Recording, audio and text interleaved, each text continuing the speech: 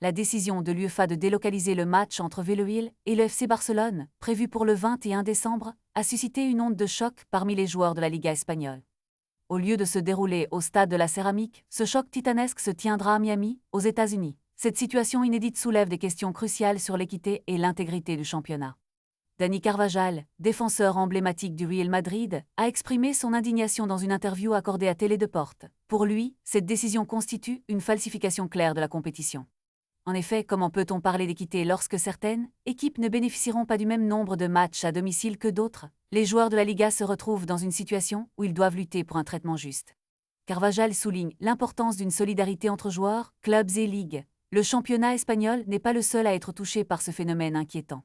En Italie, le match de Serie A entre l'AC Milan et Como sera également délocalisé, mais cette fois en Australie.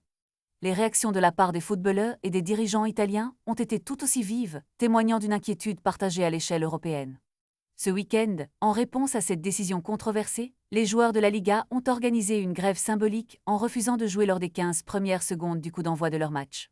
C'est un message fort contre une situation qu'ils jugent inacceptable. Les enjeux sont plus que sportifs, ils touchent au fondement même du football en tant que sport populaire. Alors que la passion du jeu est souvent célébrée dans les stades, cette délocalisation remet en question la nature même de la compétition. Les supporters, eux aussi, sont déconcertés, se demandant comment un match aussi important peut être joué à des milliers de kilomètres de ses fans.